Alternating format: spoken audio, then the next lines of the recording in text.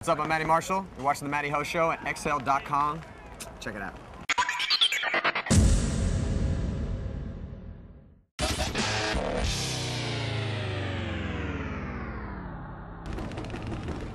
All right, what's up? I'm here with Colt from the Naughty Dogs. Now, Colt, how you guys playing today? I watched a couple of your games.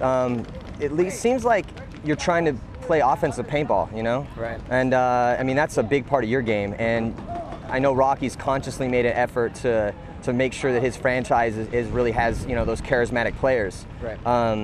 You know, was that something that consciously you guys are really trying to work on coming into this event?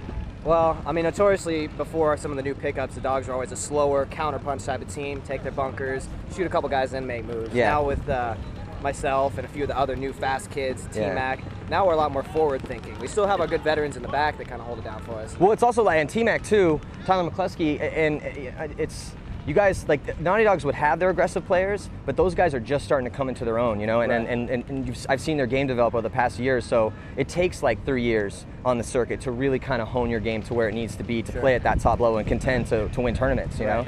So, and you guys are notorious for also having awesome practices and making sure that, you know, the team's on that level, because, you know, Rocky's a taskmaster, you know, so how's the preparation side going for you guys? Well, you know, my personal opinion, we're the best practice team in the world. I mean, we'll go out and smash teams 4 games to 1 and then get to an event, and it's our consistency doesn't stay. That's our biggest thing. I mean, we can go out there and compete with any other team like any of these guys can. Yeah. But we just can't stay consistent like the Dynasties and Ironman. You know, World Cup last year is a good example. We came out, dominated pretty much everybody, ended up getting second, but to the Russians, and they were playing real strong as well. Yeah.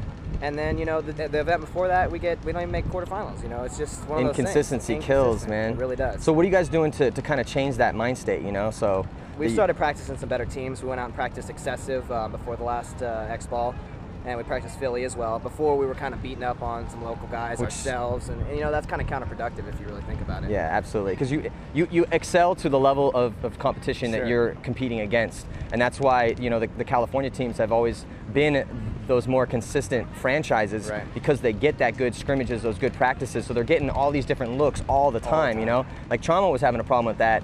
They've been underperforming because they've been playing their gridlock guys, and those dudes are phenomenal paintball players, but they not only play the same style as Trauma, but they're not a pro team, you know? So it's like when you're playing all these different pro teams, getting those different looks and having to adapt, you know, to what's going on. And if you guys are going to start doing that, I think that, you know, you'll find yourself being a more consistent team. I think so as well. So as far as these fields right here, how are you guys kind of setting up? Are you going more heavy snake side? I mean, like, it's the Doritos, they're a pretty good side too, and then what's a little bit different about these particular field setups is the middle was really good too. Right, the middle, you know, the games we lost are pretty much middle battles. So we're winning tape battles and losing the middle battle.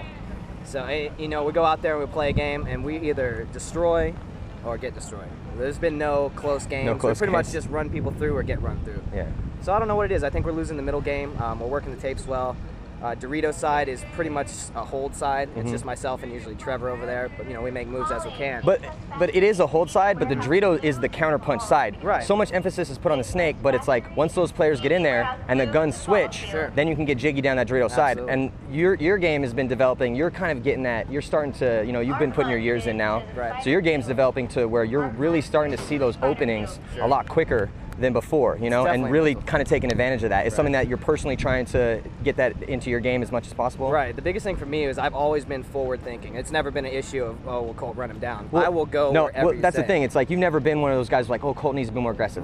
You've always been a hardcore aggressive guy, but too aggressive. Yeah, now exactly. I've learned you know, there's time to slow down. There's time to go after it. And you know, when you can have controlled aggression, is putting you on that Dorito side and forcing you to almost wait until the gun switch and you find that lane and then you make those moves, because the moves you've been making, you're getting a guy and then cleaning up, you know? Right, sure. So it's kind of one of those things where they like, kind of forget about you a little bit, you know, and they start focusing on other things. And at that time, you just, you know, move wherever you want to, do whatever you want to do. We'll keep it up, man. Appreciate and hopefully it, we'll see you guys on Sunday, dude. For sure. All right, man. Appreciate it.